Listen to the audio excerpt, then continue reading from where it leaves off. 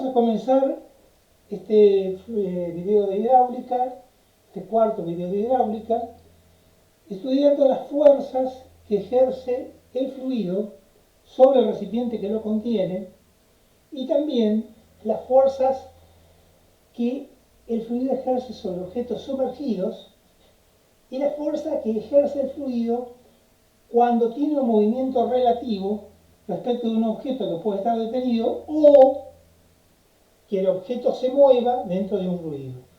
El fluido puede ser tanto el agua cuando está sumergido en el mar o el aire mismo, porque en el fondo nosotros estamos sumergidos dentro de un mar de aire.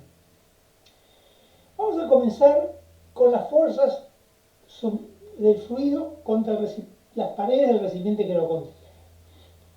Es un problema que en muchos casos lo resuelven recurriendo a una integral que complica el problema de la solución del problema, pero nosotros vamos a buscar una solución bastante más simple. Vamos a suponer un recipiente como este que está mostrado acá, como si fuera un paralelepípedo, con un líquido en equilibrio, detenido, cuya superficie libre está indicada por un triangulito, como siempre, y vamos a tratar de calcular el esfuerzo que produce este fluido sobre el fondo ABCD, que está mostrado aquí. Bien, yo diría que el diferencial del empuje horizontal, este sería el diferencial del empuje horizontal, que es precisamente esta posición vertical, ¿no? La diferencial del empuje sobre la superficie horizontal es igual a la carga. Vamos a considerar para ello un pequeño elemento de área diferencial de área y vamos a decir que el empuje, el diferencial de empuje es igual a la carga H por el diferencial de área, o sea, el volumen del prisma de líquido contenido por encima del elemento diferencial de área hasta la superficie libre o hasta el plano de presión manométrica cero, multiplicado por el peso específico, o sea, volumen por peso específico. El empuje total lo podríamos obtener si yo sumara todos los pequeños empujes de cada uno de los elementos diferencial de área que componen el área ABCD. Es decir, divido el área ABCD en una gran cantidad de elementos, hago la sumatoria de todos estos empujes y obtengo el empuje total que el líquido ejerce sobre esta superficie horizontal ABCD. Indudablemente es la integral de H por peso E por diferencial de área. Pero para calcular esto, mucho más sencillo es pensar que es el peso del líquido contenido entre el área horizontal que yo quiero estudiar y la superficie libre del líquido. O sea, el peso del prisma de líquido contenido entre el área de la superficie ABCD y por altura la profundidad H o la carga H.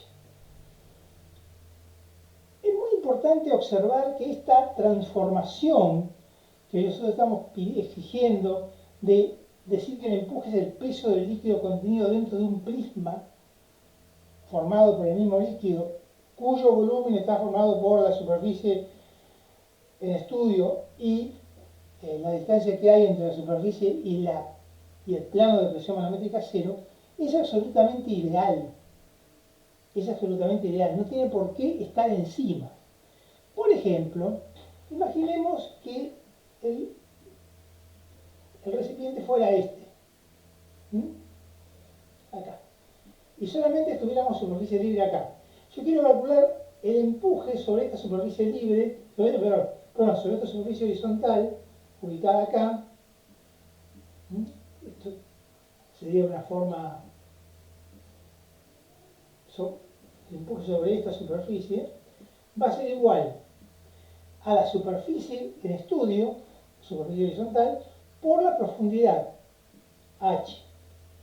Pero eso no quiere decir de que acá tengamos encima el líquido O sea que el prisma que yo imagino, idealizo, esté contenido dentro del líquido, puede estar fuera del líquido. Por ejemplo, acá está parcialmente dentro del líquido y parcialmente fuera del líquido.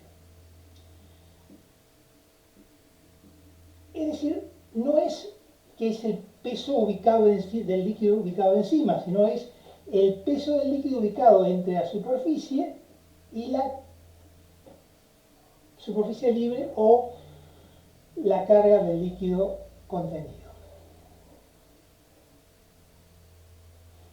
Si la superficie fuera vertical, el problema es lo mismo, solo que hay que analizarlo desde el punto de vista de la superficie vertical. Imaginemos una superficie vertical como esta, la ABCD.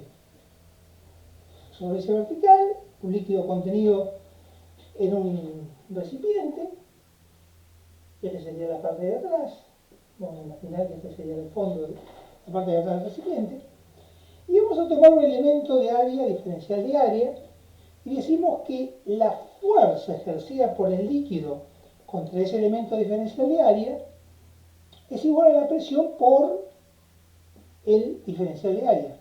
¿Y la presión cuánto es? La presión es peso específico por la carga, H, o en este caso la profundidad, peso específico por H sub E, multiplicado por el diferencial de área me da el diferencial de empuje vertical. Ahora, lo mismo yo podría hacer, que lo he hecho sobre el punto E, sobre el punto F, donde vamos a tener el peso del líquido contenido en un prisma, cuya base es el diferencial de área y cuya altura es la carga en el punto F, sobre el punto G, donde el área es el diferencial de área y la altura del prisma es la carga H sub G, y sobre todo si cada uno de los elementos en los que yo puedo descomponer la superficie en estudio como la que tenemos acá. Ahora bien,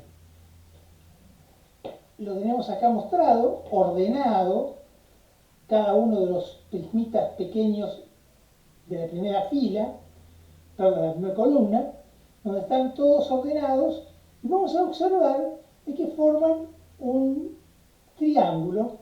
Entonces, el empuje sobre una pared vertical está dado por el peso del líquido contenido en un prisma cuya base es la superficie vertical en estudio, que en este caso que habíamos analizado era la ABCD, y cuya altura, es una triangular, ¿no? Y cuya altura es la carga máxima que tenemos en el punto D, o sea, la distancia que hay entre el punto y el plano de presión manométrica cero. O sea, el peso del líquido contenido dentro de este prisma que tenemos dibujado acá. ¿Y dónde lo aplicamos? Esta fuerza, este empuje vertical, que así como allá el empuje horizontal está representado por una fuerza vertical, acá el empuje sobre una pared vertical está representado por un empuje horizontal. ¿Dónde está aplicado? Está aplicado en el centro de gravedad de este prisma. El centro de gravedad es el punto donde uno puede suponer concentrado todo el volumen. Si uno toma una pequeña lámina de ese volumen, que sería el centro de gravedad del triángulo de lados AB, AD y de altura H. ¿Y dónde está ubicado en un triángulo el centro de gravedad? El centro de gravedad está a 1/3 de la altura respecto de la base o a 2/3 respecto del vértice. En cualquier superficie yo puedo obtener el centro de gravedad, en cualquier superficie. Para obtenerlo, en caso de superficies más complicadas, hay que hacer uso de conceptos como el momento estático, que eso se corresponde al programa de proyecto de séptimo año. Pero bueno, siempre el centro de gravedad lo voy a poder obtener, lo saco de una tabla, lo voy a poder lograr. Entonces transformé mi problema de empuje sobre pared vertical en calcular el volumen de líquido contenido en un prisma cuya base es la superficie en estudio y cuya altura es la carga máxima que tiene esta superficie. Es decir, el prisma que está mostrado acá. Ahora uno se podría preguntar, ¿qué pasa si en lugar de tener la superficie ABCD fuera solo una fracción? Por ejemplo, como esta, pedacito. ¿Cómo ocurriría si fuera una compuerta que estuviera cerrando este recipiente que nosotros tenemos estudiando acá? Bueno, el razonamiento es análogo.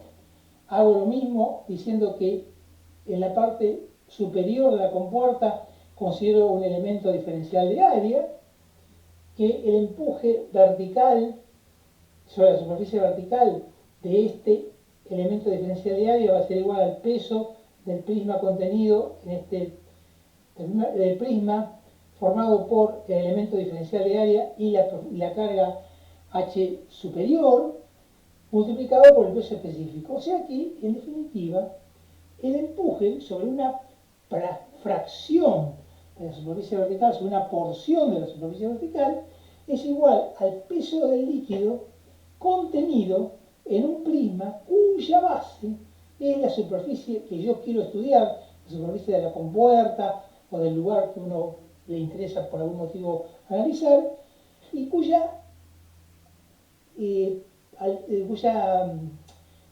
si está la base, la altura menor es la carga H superior, la parte superior de arriba, y la base, el lado mayor es la altura inferior. Es decir, un trapecio. En el trapecio se ponen para hacer el centro de gravedad, se pone la base mayor acá, la base menor acá, y se trazan las diagonales y queda inmediatamente determinado el centro de gravedad. O sea que siempre va a ser un problema relativamente simple de resolver. Ahora, es decir, hemos transformado un problema de integrales en un problema de peso del líquido contenido dentro de un prisma, dejando claro que el prisma no tiene por qué estar contenido dentro del líquido.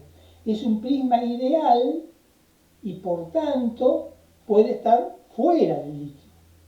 Vamos a imaginar que la superficie, en lugar de ser ni horizontal ni vertical, fuera inclinada, como por ejemplo esta que está mostrada acá. Acá tenemos la superficie ABCD inclinada con un cierto ángulo y yo hago el mismo razonamiento. Tomo un elemento diferencial de A1 y digo que la fuerza que ejerce el líquido sobre este elemento diferencial de A1 es igual al peso del líquido contenido en un prisma cuya base es diferencial de A y cuya altura es la carga de AT que actúa sobre este elemento diferencial de A. Ahora, ¿cuál es la carga? ¿La carga es esta distancia? No. La carga es la distancia que hay entre el plano de presión manométrica cero, o sea, la superficie libre, y el centro de gravedad del diferencial de área, o sea, H1. Y lo mismo hago con el otro, el diferencial del elemento 2, tomo un elemento diferencial de A2 y considero que es el peso del líquido contenido en un prisma cuya base es diferencial de A2 y cuya altura es la carga que sufre el elemento diferencial de A2. Y esta fuerza va perpendicular a la superficie. Acá nosotros lo que hacemos en la figura siguiente es dibujar todas estas elementos pequeños que hemos tomado, unificados, y vemos que el empuje sobre una superficie inclinada es igual al peso del líquido contenido en un prisma cuya base es la superficie en estudio, ABCD, y cuyo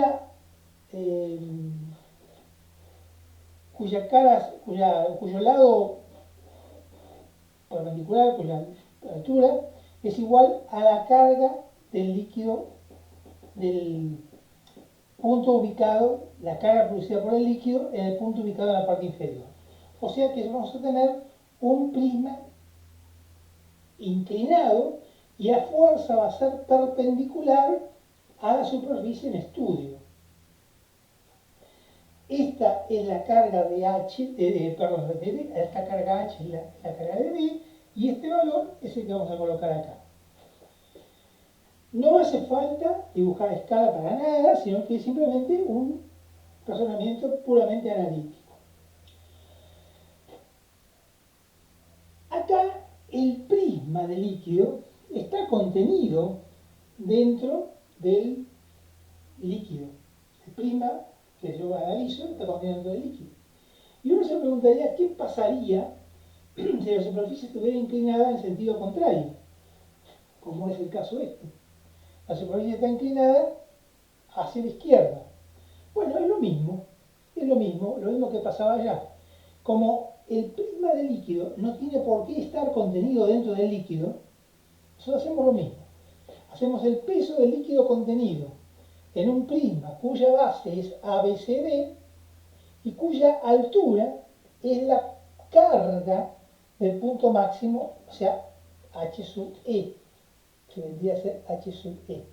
Entonces, la carga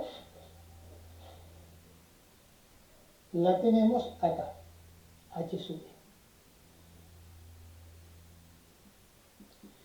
¿Y dónde está ubicada? ¿Cómo es la fuerza? La fuerza es perpendicular a la superficie, o sea, es desde el centro de gravedad de este prisma saliente.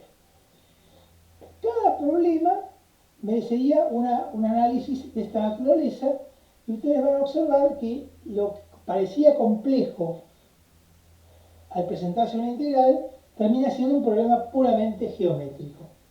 Finalmente es, para resumirlo en términos generales, es el peso del líquido contenido en un prisma cuya superficie es la superficie en estudio y cuyas alturas son las cargas mayores y menores si la superficie no es completa, o la mayor si la superficie es completa, y actúa en sentido perpendicular a la superficie en estudio aplicada en el centro de gravedad del prisma que estamos estudiando.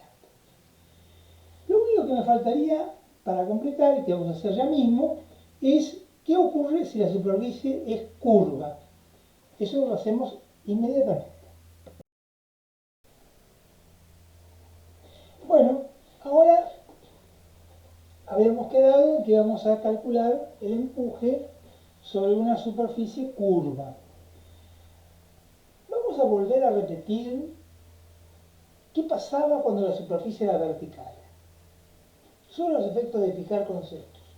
Supongamos una superficie vertical como la ABCD, entonces es el peso del líquido contenido, el empuje sobre una superficie vertical, es el peso del líquido contenido en un prisma formado por el mismo líquido cuya base es la superficie en estudio y cuya altura es la carga máxima de la superficie.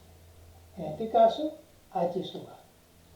¿Y dónde se ubica? En el centro de gravedad de este prisma. Como en el sentido transversal es un prisma recto, es en el centro de gravedad del triángulo que está a 2/3 del vértice o a 1/3 de la base. Bueno, vamos ahora a mostrar qué pasaría cuando la superficie fuera curva. Y no me interesa si es circular o tiene una curva distinta de un círculo. Es lo mismo, el razonamiento va a ser exactamente el mismo. También es importante que recordemos que el prisma del líquido al que nosotros hacemos tanta referencia no es un prisma real, sino que es un prisma imaginario. Por lo tanto, no tiene por qué estar sumergido dentro del líquido. Puede estar fuera del líquido si fuera necesario. No es el caso aquí. Entonces yo tomo la curva AB, que puede ser no necesariamente circular, puede ser cualquiera, y la descompongo en pedacitos horizontales y verticales muy chiquititos, si ustedes lo quieren, diferenciales. Entonces, analizo que el empuje que actúa, el empuje que ejerce el líquido sobre esta superficie curva, es la suma del empuje que realiza sobre los pedacitos horizontales más el que realiza sobre los pedacitos verticales. Entonces, la proyección de todos los elementos horizontales es la proyección de la curva sobre el plano horizontal, que sería la de base AB', ¿verdad? Entonces el peso del líquido contenido en un prisma, cuya base es la proyección de la curva sobre el plano horizontal, AB', C'D', y cuya altura es la carga máxima que está ubicada acá sobre el punto de mayor profundidad. O sea que va a ser una fuerza vertical, por tanto, un empuje horizontal, por tanto una fuerza vertical, dirigida hacia abajo en el centro de gravedad de este prisma. El mismo razonamiento aplicamos para la parte de la proyección vertical, que sería la B'B. La B'B va a ser entonces desde que comienza a ser curva hasta que termina de serlo. Y va a ser el peso del líquido contenido en un prisma cuya base es la proyección de la superficie curva sobre un plano vertical desde que comienza a ser curva hasta que termina de serlo, y cuyas alturas va a ser la carga mínima en el punto superior y la carga máxima en el punto inferior, ubicada esta fuerza que corresponde al empuje vertical, la componente vertical del empuje total, que se dibuja en forma horizontal, al revés, aplicada en el centro de gravedad de este prisma. Y el empuje total es la suma de ambos empujes. Acá tengo dibujado el empuje vertical, que hemos dibujado recién, el empuje horizontal, que hemos dibujado antes, y la suma de ambos da el empuje sobre la superficie curva. ¿Y dónde se ubica? Bueno, donde surja de la... Acá sí tenemos que hacer un dibujo más o menos a escala, donde está ubicado el centro de gravedad, y ahí tenemos la fuerza que ejerce el líquido sobre la superficie curva. Es una forma muy simple que nos va a permitir salir del paso en problemas de empuje sobre superficies curvas, si fuera necesario, sin recurrir a integrales complejas. Es importante observar de que la curva tiene que ser perteneciente a un cilindro recto. No puede ser una curva en el espacio como la proa de un barco, donde tiene curvatura en ambos sentidos. Eso ya es un estudio un poco más complicado por este método y muchísimo más complicado por el método de integrales. Bueno, el próximo paso que tenemos que dar es calcular las fuerzas que ejerce el líquido sobre cuerpos sumergidos. Para eso vamos a tener que recurrir al principio de Arquímedes. Enseguida estamos. Bueno, para analizar el problema de la flotabilidad, habíamos dicho que había que recurrir al principio de Arquímedes. Arquímedes, como ustedes saben, fue un sabio griego que estudió diversos problemas matemáticos y físicos, y que uno de los problemas que tuvo, que se le presentaron para resolver, fue la famosa corona de Herón. Uno de los que corresponde a uno de los problemas que yo les presento dentro de la guía de trabajos prácticos.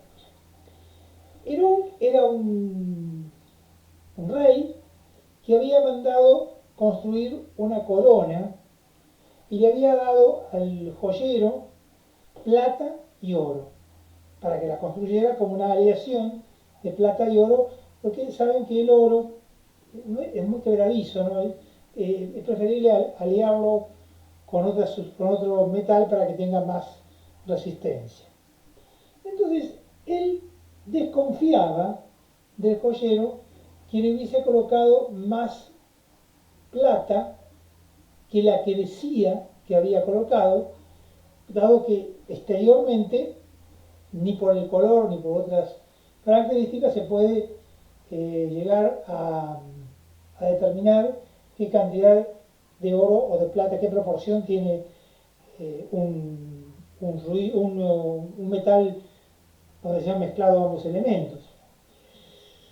Pero la corona era tan linda que él decía, yo no quiero, yo desconfío del joyero, pero no quiero destruirla. Porque una de las formas hubiese sido haberla fundido y ver por peso específico cuánto oro y cuánta plata tenía. Entonces se la da a Arquímedes para que él, sin destruirla, averigüe cuánta plata y cuánto oro tenía. Y Arquímedes piensa el problema durante un cierto tiempo, hasta que en un día cuenta la leyenda, y debe haber sido así, que él se estaba bañando, sumergido en una tina, claro, una bañadera, y estaba observando el empuje que el agua ejercía sobre el cuerpo de él. Y observaba, por ejemplo, que si sacaba un pie del agua, se iba más al fondo, si lo volvía a sumergir se flotaba mejor, y hacía una serie de conclusiones y de curaciones, hasta que finalmente sale, así como está, por las calles de su ciudad, Siracusa, gritando Eureka, Eureka, porque había descubierto cómo determinar la cantidad de oro y de plata que tenía la corona. Eso es uno de los trabajos prácticos que hay y que lo vamos a resolver en el video siguiente. No es el único, sino que da lugar a una cantidad de conocimientos mucho más profundos. Esto es puramente anecdótico. Para poder comenzar a estudiar el problema de la flotabilidad, vamos a considerar una balanza donde tenemos una piedra, un objeto de peso G, que lo equilibramos con una pesa también de peso G. Como los brazos son iguales, los pesos, el peso de la pesa y el peso del cuerpo son los mismos que el principio de la balanza, que también se llama balanza de Arquímedes. Ahora, el mismo problema, pero en lugar de testar el cuerpo que nosotros queremos estudiar libre en el aire, lo colocamos dentro de un recipiente. Están observando acá un recipiente lleno de líquido, por ejemplo de agua, con tal de que lo sumerja totalmente. Y debajo colocamos un recipiente, otro recipiente, que va a juntar el líquido que va a sobrar. Por nosotros, una de las cosas que es importante comenzar es que el recipiente tiene líquido hasta el borde, hasta arriba. Entonces, cuando nosotros sumergimos el cuerpo G dentro de este líquido que contenido en el recipiente mayor, lo que va a salir una cantidad de líquido, va a derramarse una cantidad de líquido que recogemos en el recipiente inferior. Y si lo pesáramos, veríamos que la pesa que tenemos que colocar ahora es menor en un cierto valor E. Y que ese valor E es exactamente el peso del líquido que se derramó. Entonces surge el principio de Arquímedes que dice que todo cuerpo sumergido en un fluido o en un líquido recibe un empuje de abajo hacia arriba igual al peso de la masa líquida desalojada.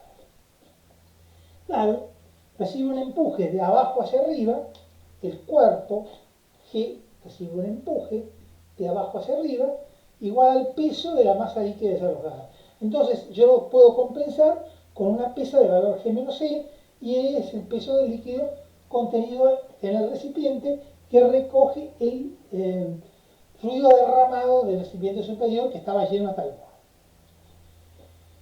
Bueno, el principio, como todo principio, no tiene demostración. Es experimental, es así. Y lo pueden verificar que toda embarcación que anda por el mundo cumple perfectamente con el principio de Arquímedes, y cuando ustedes van a sumergirse en el río, en el mar o en la pileta de sus casas, cumplen perfectamente con este principio, así que el principio se cumple siempre, solo que no se puede demostrar analíticamente por ahora. Entonces, vamos a considerar un cuerpo cualquiera con un peso G ubicado, por supuesto, en el centro de gravedad. El centro de gravedad, ya hemos dicho, es el punto donde se puede concentrar, donde se puede suponer concentrada toda la masa y concentrado también, si fuera una superficie, toda la superficie, y si fuera un cuerpo, toda la masa. Entonces yo puedo aplicar el peso G en el centro de gravedad y analíticamente estamos en las mismas condiciones que antes.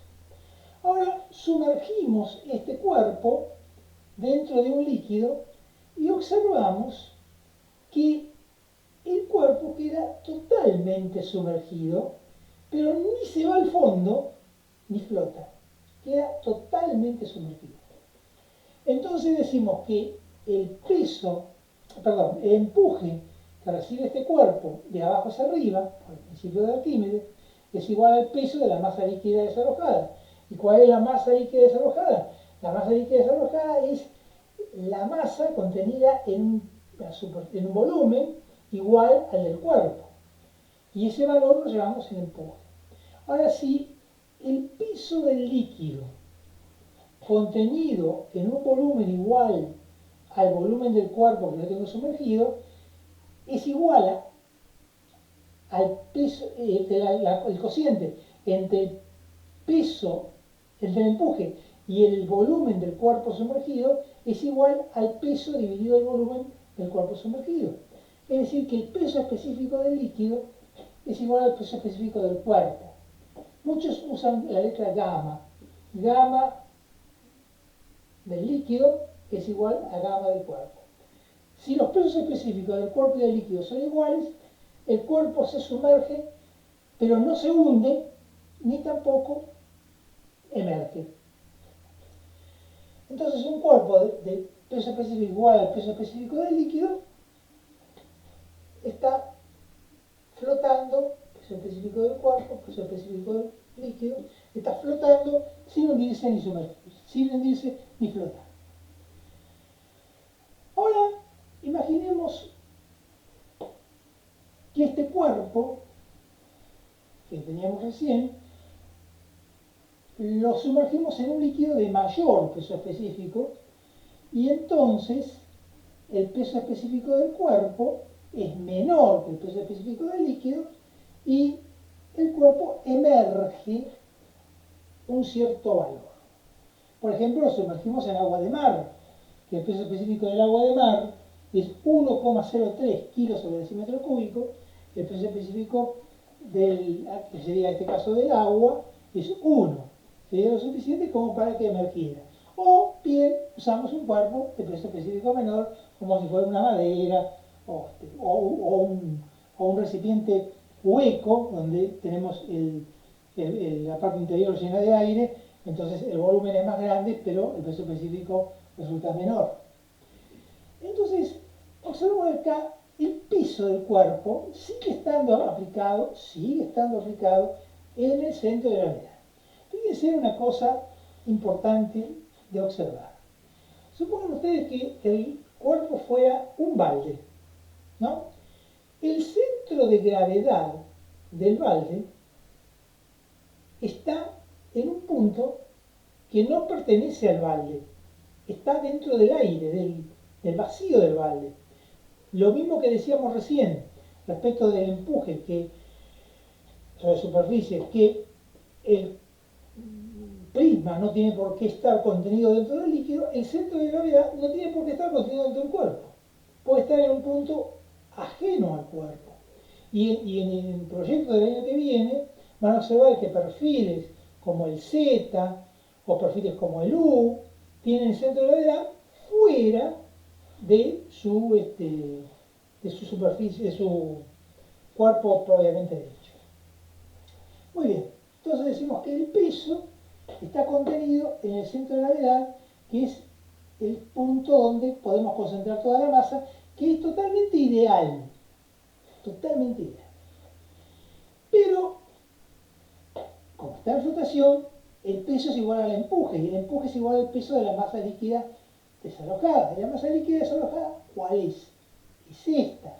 El peso de la masa líquida desalojada es el peso del líquido contenido dentro de esta parte sumergida. ¿Y dónde está aplicado este empuje? Está aplicado en el centro de gravedad de la parte sumergida. Y ese centro de gravedad, distinto del centro de gravedad del cuerpo, se llama centro de carena. Centro de carena. Ahora vamos a definir dos cosas. En primer lugar, vamos a definir la línea de flotación. La línea de flotación es la línea que observamos que separa la parte que va por encima de la superficie libre del líquido y la parte que está por debajo. En una embarcación esto se llama superficie viva, perdón, es masa viva y eso se llama masa muerta. Pero dejémoslo ahí por ahora. Ustedes van a encontrar, yo les voy a pasar un apunte muy didáctico que se llama, que estudia la teoría del barco. Estudia este problema con mucho detalle. Ahora, cuerpo en equilibrio. El punto, este es el centro de carena, este es el centro de gravedad, la línea que une el centro de carena con el centro de gravedad, en la que está, cuando el cuerpo está en equilibrio, se llama eje de flotación. Entonces, no confundir línea de flotación, que es la línea que ustedes ven donde el cuerpo está sumergido, con el eje de flotación, que es la unión del centro de cadena, la línea que une el centro de cadena y el centro de gravedad, cuando el cuerpo está en equilibrio. La línea de flotación varía en un barco con la cantidad de carga que tiene. Entonces, por eso cuando van a un puerto, van a observar una escala sobre la proa que marca la profundidad a la que está sumergido el cuerpo, el barco, que está indicándonos en una cierta magnitud la cantidad de carga que tiene. Siempre una cierta línea de flotación tiene por el peso propio. Ahora bien, centro de gravedad, centro de cadena. Eje de flotación, línea de flotación. Vamos a imaginar el mismo caso de recién, donde el peso específico del cuerpo es menor que el peso específico del líquido, por lo tanto flota, pero vamos a aplicar una fuerza perturbadora, F, que inclina al cuerpo, lo tiende a torzar. Entonces, ¿qué va a pasar? El centro de gravedad del cuerpo no va a cambiar. No va a cambiar. El centro de gravedad del cuerpo, yo lo ponga en la posición que lo ponga, es siempre el mismo. Y el peso va a ser vertical hacia abajo. Hasta ahí es la fuerza que ejerce el planeta, que ejerce la Tierra, sobre el cuerpo, que ustedes habrán estudiado en su momento, como el problema de la gravedad. Esta fuerza está aplicada en el centro de gravedad y como yo lo ponga es lo mismo, el centro de gravedad no cambia. Es el centro geométrico del cuerpo. Pero el centro de cadena sí, porque yo al haber inclinado el cuerpo, la parte sumergida, ven que ya no es simétrica de ambos lados, sino que está inclinada, en este caso, para la derecha. Y el centro de cadena se corre ligeramente para la derecha. Vamos a imaginar que el centro de cadena está ubicado acá. Acá, vamos a imaginar. Y ahí está aplicado el empuje, pero el empuje sigue siendo igual que el peso del cuerpo. El peso del cuerpo igual al empuje. ¿Por qué? Porque por el principio de Arquímedes, si el cuerpo está flotando, recibe un empuje de abajo hacia arriba igual al peso de la masa líquida desalojada, que es igual al peso del cuerpo. Bien. El eje de flotación tampoco cambia. El eje de flotación, por eso hicimos la observación, es la unión entre el centro de gravedad y el centro de cadena cuando el cuerpo está en equilibrio. Ahora ya no lo está, pero no importa. El eje de flotación queda como está. Pero la proyección del centro de carena, trazando una línea vertical por el centro de carena, donde corta el eje de flotación, hay un punto muy importante que se llama metacentro. Si este metacentro está ubicado por encima del centro de gravedad, va a ocurrir este fenómeno, que si desaparece la fuerza F perturbadora, el cuerpo regresa a la posición de equilibrio. Observen, respecto del centro de gravedad, la fuerza F produce una cupla de valor F por L. Y el centro del empuje por la desviación del centro de carena A va a producir, o sea, por la distancia que hay entre la vertical pasante por el centro de carena y la vertical pasante por el centro de gravedad, la distancia A, es igual a E por A. Y cuando yo suelto, hago desaparecer F, la cupla restauradora E por A es cupla restauradora,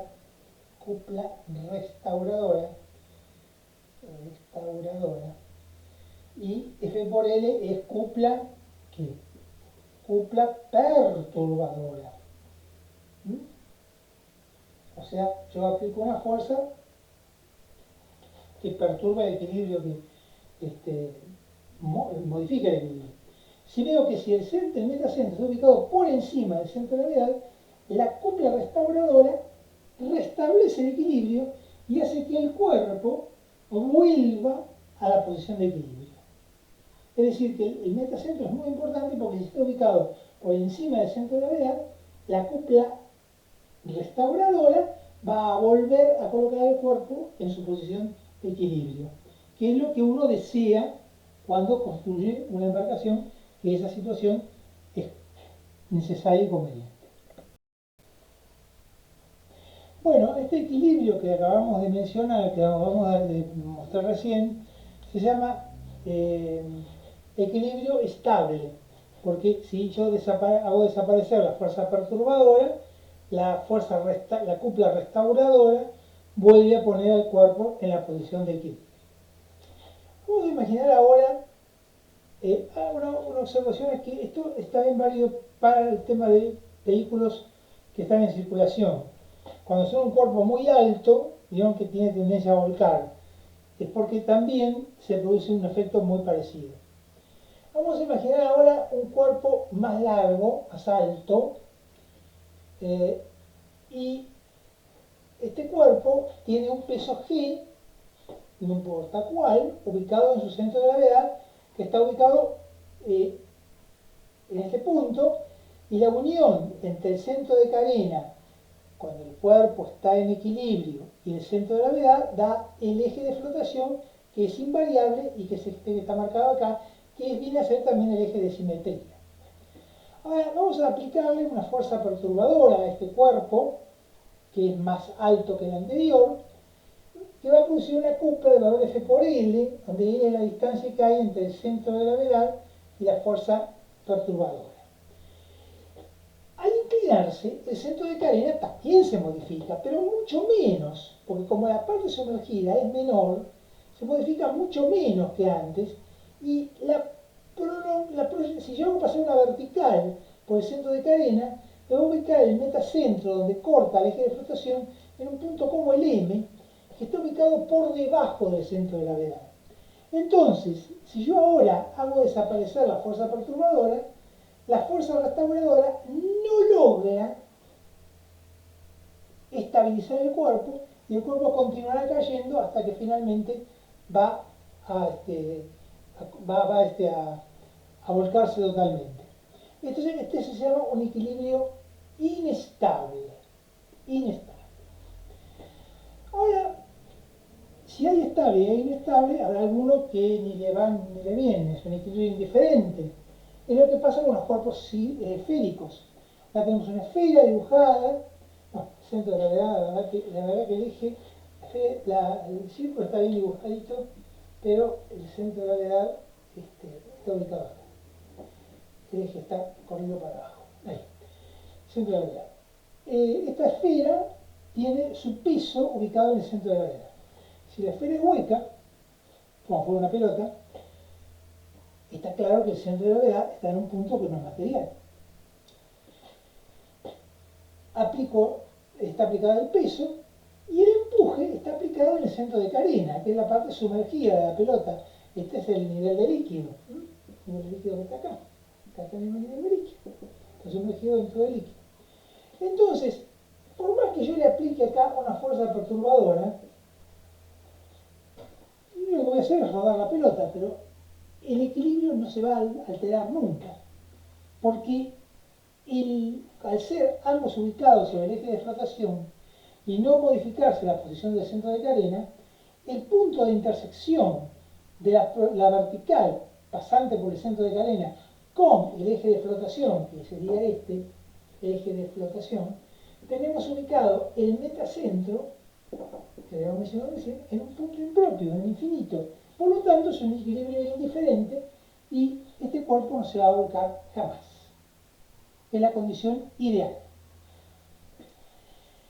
El paso siguiente ahora, por último, es estudiar, cosa que vamos a hacer en el próximo video, las fuerzas que actúan sobre un cuerpo que se desplaza con una masa líquida o con una masa fluida, puede ser de aire también, y eso lo vamos a ver en el próximo video, porque este se está haciendo bastante largo, y algo que queremos adelantar, porque suelo olvidarme de este tema, es definir un tema importante, que es que muchas veces, en los términos navales, se mide, muchas veces no siempre, se mide la velocidad no en kilómetros por hora, sino en nudos. Te dicen, una corbeta viaja a 26 nudos. ¿Y qué es 26 nudos? ¿Qué me está diciendo 26 nudos? ¿Es muy veloz, poco veloz? No, es bastante veloz. Para un barco es bastante veloz. Un carguero está trabajando a 14 nudos, un submarino sumergido está trabajando a 28, 30 nudos, 36. Bueno, pero no importa. Lo que quería yo fijar es el concepto de qué es, qué es lo que llaman nudo. Una velocidad de un nudo, es una milla náutica por hora. Una milla náutica por hora. Y la forma de conversión de los kilómetros por hora a los nudos dice que la velocidad en kilómetros por hora es el doble de la velocidad en nudos menos el 10%. Por ejemplo, si yo voy a 20 nudos, tengo 20 por 2, 40 menos 4, 40 menos 4, 36 kilómetros por hora. Siempre las velocidades en el mar son bajas respecto a las velocidades en la tierra, porque la resistencia que ofrece el agua es muy importante. Ahora, ¿qué es el nudo? Fíjense, imaginen que es el planeta Tierra y que fuera perfectamente circular. Perfectamente circular. No lo es. Pero imaginemos, tampoco es muy diferente, pero imaginemos que es totalmente, perfectamente circular. El radio terrestre es 6.400 kilómetros. Ustedes habrán estudiado en su momento, en geografía, que para poder establecer el sistema mercante, el sistema de coordenadas de latitud y longitud, lo que se hizo fue dividir la longitud de la circunferencia terrestre en 360 partes, cada una de las cuales llamamos grados, lo mismo que entre trigonometría, pero es otro concepto, y cada grado lo dividimos en 60 minutos y cada minuto 60 segundos. Muy bien, yo les digo que un nudo es el recorrido de 1 minuto por hora. Fíjense, el largo de la circunferencia terrestre es pi por 6.400, pi por radio, ¿no? Pi por diámetro. Pi por 6.400 por 2, dividido 60 entre 360 grados por 60 minutos. Da 1.860 kilómetros, que es 1,860 kilómetros, o sea, 1.860 metros, que es aproximadamente una milla náutica. Si hubiéramos tomado el verdadero radio terrestre, hubiésemos obtenido exactamente la milla náutica. Bueno, en el próximo video entonces vamos a hablar sobre las resistencias que tiene un cuerpo al estar desplazándose por un líquido, o que el líquido se desplaza respecto de él, y también vamos a hacer una serie de observaciones sobre el caso de cuerpos sumergidos, específicamente aquellos cuerpos cuya flotabilidad puede variar, como es el caso de los submarinos, donde por momentos pueden estar emergiendo y por momentos pueden estar sumergidos. Es importante observar que si el peso específico del cuerpo es mayor que el del líquido, el cuerpo va al fondo, se sumerge. Si es igual, queda a nivel del líquido, a nivel de la superficie libre, o entre dos aguas. Es decir, que ni se hunde ni emerge. Y si el peso específico del cuerpo es menor que el peso específico del líquido, el cuerpo está en flotación. Muy bien, en el próximo video entonces vamos a analizar este tipo de temas con más detalle.